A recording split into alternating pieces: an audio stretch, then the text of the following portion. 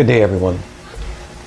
I wanted to share with you guys today a video that I watched a few days ago. And because I've been diving deep into blockchain technology and Bitcoin, I've seen so many different videos, and a lot of them are very impactful. But this particular one that I'm going to share with you all today is by a guy named Andreas Antonopoulos. He has captured my attention profoundly. And so I've been watching a lot of his videos, but there's this one particular video that he got very emotional in explaining about Bitcoin and telling his story. And I thought that it was something that the world should see, more people should have access to from different channels. You know, anybody can see it because it's on YouTube, of course, but I'm just saying, like, from different channels, I think people need to really hone in on the passion in this video. So enjoy. I'm going to have more videos coming up soon. I purchased a book that is going to be very helpful. I can't wait to dive into it and share with you guys the things that I've seen, learned. So enjoy the video, and thank you once again for stopping by the Blockchain Brody channel. Take care. A huge round of applause and welcome, please, for Andreas M. Antonopoulos. Thank you. Thank you. Oh! Good morning. Thank you for coming so early. I usually do a lot of Bitcoin conferences, so I'm not quite used to seeing so many suits. Woo! Thank you so much for coming today. The title of my talk is Misdirection. Thoughts on the future of programmable money is just the generic title I give for every talk I give, and then I change it just before I get up on stage because this is all improv, folks. I'm going to be talking about universal basic finance. That's the topic of my talk today. We're at the moment at a crossroads where we're having a great debate about the future of cryptocurrency, about the future of finance. And a lot of people are expressing some very strong opinions, myself included. The backdrop to all of this is all of the people who aren't in this room, who will never be in a room like this. In 2013, I visited for the first time the beautiful country of Argentina, and I did a talk in Buenos Aires, and it completely changed the direction and trajectory of my involvement in Bitcoin and open blockchains. For the first time, I didn't need to explain why. Why Bitcoin? Why open blockchains? Why freedom of finance? Everybody there was interested in one and only one question: how? How do I do it right now? Because the why is obvious. It's obvious to people from Argentina. Someone came to me at the conference and said, "You've inspired me today. I was terrified to come to this conference. I was afraid of what might happen if our government changes again. My grandparents were kidnapped by the previous regime. We didn't see them for months. We thought they'd thrown them out of an airplane." Think about that for a second. We talk about financial inclusion, we talk about the banked and the unbanked, and we have no clue in our position of privilege what this means. It shook me to the core. And I've had conversations like that every year since I've started working in this space. People who come to me and say, "I hear you," because that's my story too. What does it mean to be unbanked? The World Bank defines unbanked as the 2.5 billion people who have absolutely no access to financial services and live in cash-based societies. Conveniently, they only count heads of household, meaning the spouses and children are unimportant in this calculation. Only the primary earners matter. And yet we know that in the vast majority of the world, finance is controlled by women. They're not counted as the head of household. To be unbanked is not to simply have only access to a cash-based society. To be unbanked is to lack connectivity to the world. It's to lack the ability to participate in trade and commerce, to be able to get a job that connects you with other people who want your services around the world, to build a future for your children. It is to be condemned to poverty. And when we look at that, what do we think? They don't have money, that's why they're unbanked. Wrong. Absolutely wrong. They don't have access. They don't have documentation. They don't have the necessary literacy to fill in an application form. And sometimes they don't have the clothes or the shoes or the appearance to even be able to enter a bank without getting kicked out by the security guard. That's what it means to be unbanked. And what does that do? It creates enormous poverty around the world, just so we can persist in this petty bourgeois idea that as long as we have every participant in every transaction prove their identity, and we can track and control every transaction through this totalitarian surveillance system, we will end crime. And in order to believe in that false idea of safety through totalitarian control, we condemn billions of people to poverty. Billions of people, not 2.5 billion. Many, many more. We talk about financial inclusion from the perspective of the rich and privileged world we live in, the world I live in.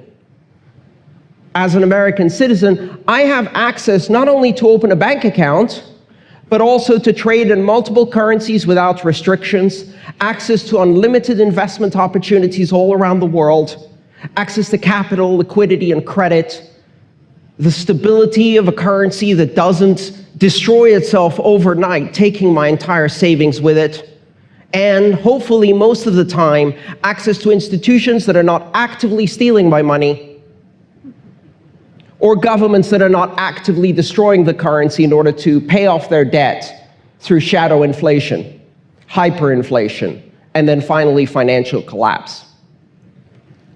How many people have that? Everyone in this room, probably.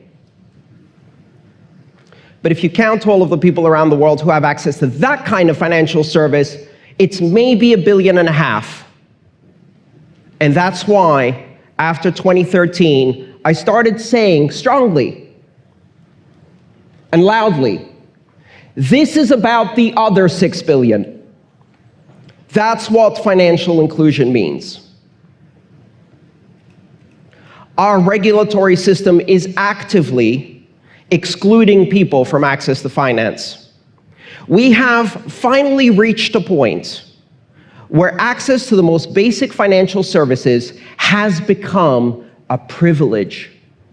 A privilege that the average person has to exercise this dance of proving themselves worthy in front of a banker, of filling in reams of paperwork and application forms in order to be granted the privilege of financial services. And we even turn around and condemn cash, the ultimate peer-to-peer, anonymous, fungible mechanism that for millennia has provided financial services to everyone, basic financial services. And cash has one fatal flaw, and it's not that it's anonymous, that it's its greatest feature. And it's not that it's used by criminals. Criminals get a banking license and defraud people by the millions. Its greatest feature is that it is available to everyone without vetting. Its greatest feature is that it is an open, transparent, neutral, verifiable, peer-to-peer transactional system. And its greatest weakness is that it is constrained by geography and locality. It doesn't have range and scale. And now we have a new form of digital cash, which is also open, and it's also neutral and verifiable, unforgeable, transportable. But this one is borderless. It's censorship resistant. It can be used even when your government doesn't want you to use it. It can be used without privilege, without identity. And it can be used everywhere in the world by whoever wants to use it by simply downloading the software and running it on whatever computing device they can afford.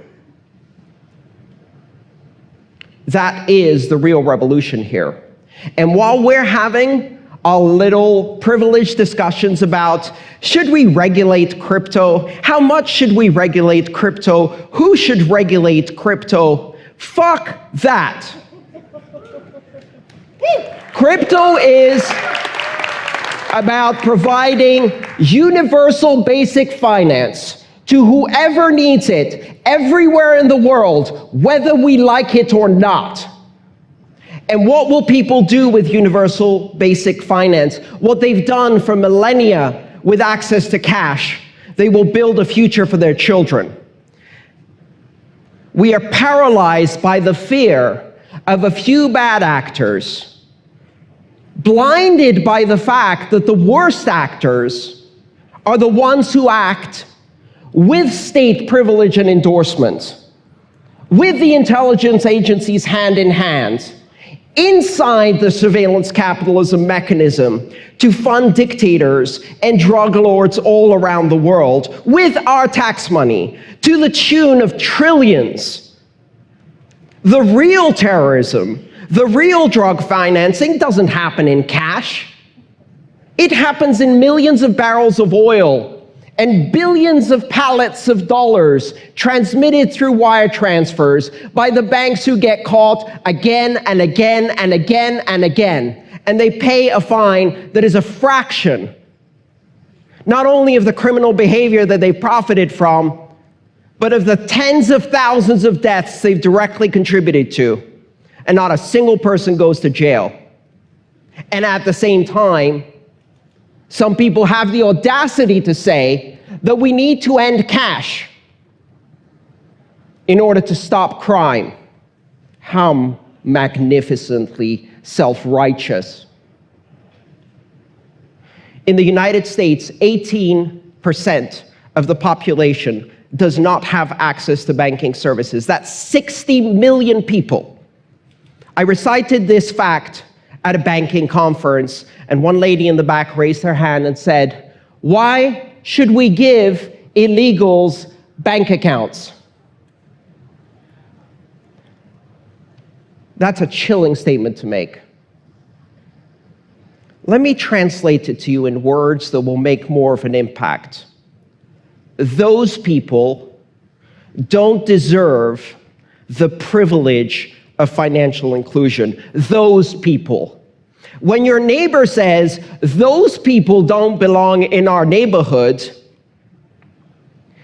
it freaks you out because you suddenly realize you're living next to a bigot. But when a banking regulator says, why should we give illegals a bank account? I calmly responded, you shouldn't. We will.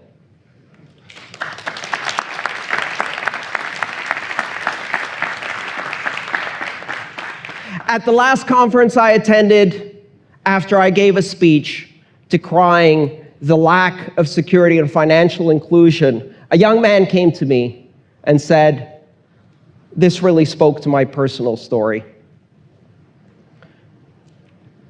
Young man in his 20s has been living in Western and developed countries for the past 15 years, has not been able to open a bank account in 15 years.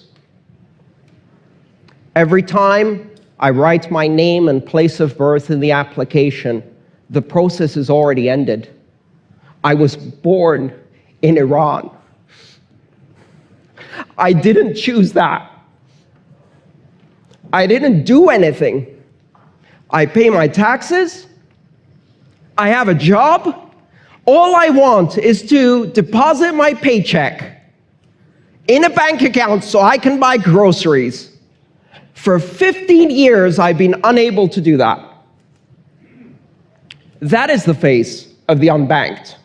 There are people walking the streets around you in this city of privilege, in the independent district of the City of London, bought and paid for by banking corporations, in this little enclave that is the Vatican of capitalism, a city within a city.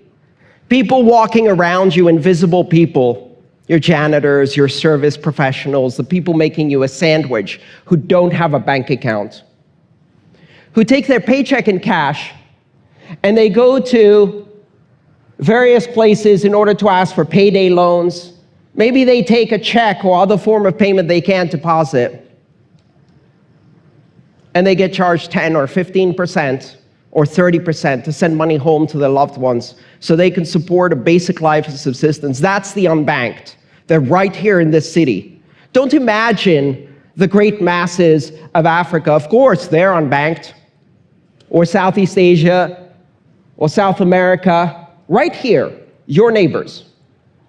And they have been made to live in that position just so we can continue this illusion that safety comes from totalitarian surveillance. This very conference is being sponsored by a company that is spreading around millions of dollars in marketing that does surveillance, that is actually promoting and advancing the state of the art. You all have their name on your badge. Look down and check it out. A company that builds state-of-the-art surveillance and then shares and sells that data to companies that further progress that data to intelligence agencies. And this lovely form of trickle-down surveillance eventually reaches some regime that likes to cut up journalists with hacksaws. Don't fool yourself. There is no ability to separate your position within a company like that from the moral implications of your actions. And I say to you, if you're hiring people and you see names like that on the resume, just like if I was hiring people and I saw General Dynamics, Raytheon, Lockheed Martin, or any of the companies in our space that are promoting and actively pursuing surveillance technology to sell it to the highest bidder, they have declared moral bankruptcy.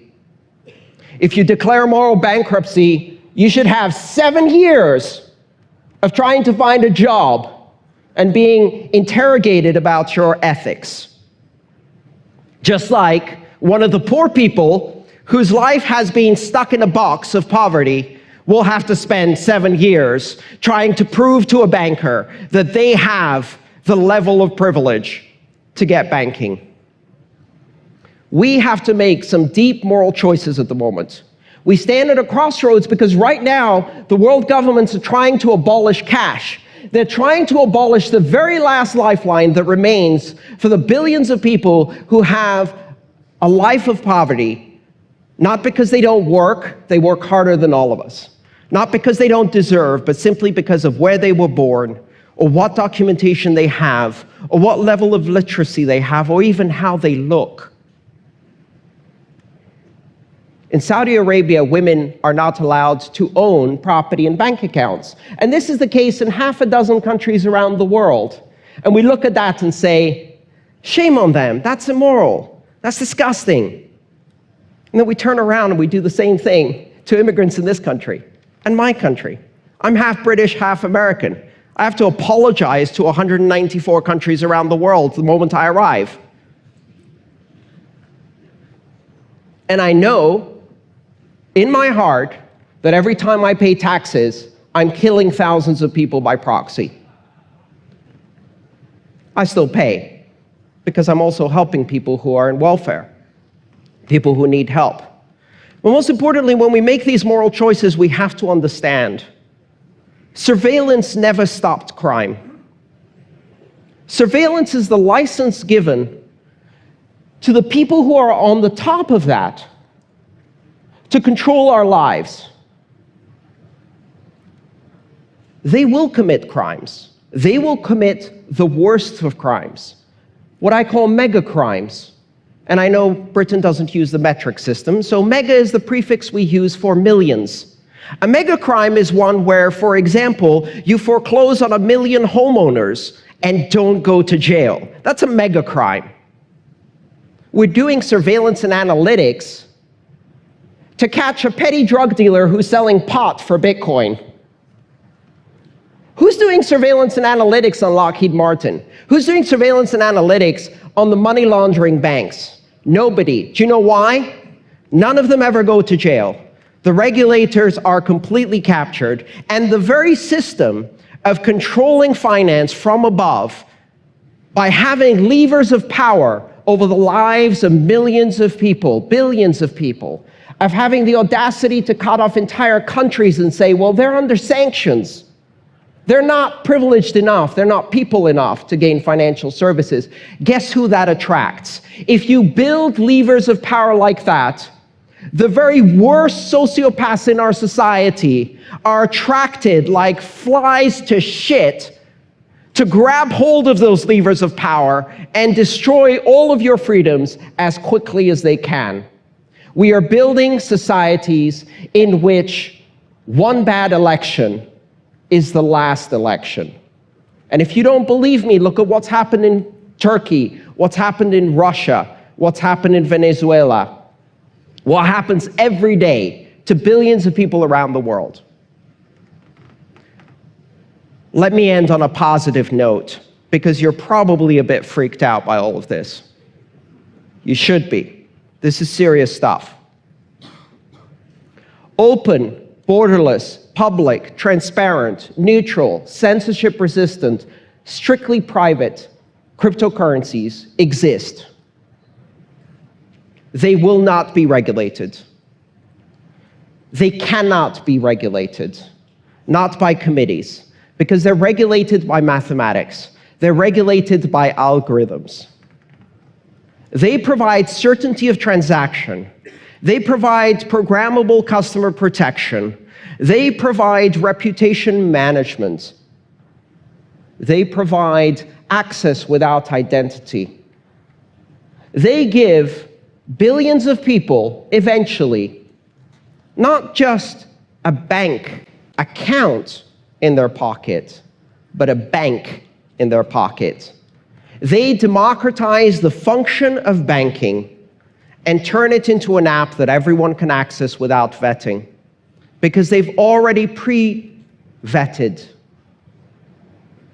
They have agreed to download the software that follows the rules of consensus, and that is the only vetting required in these systems. But we shouldn't allow that. We did. But we can't have people make anonymous transactions. They will.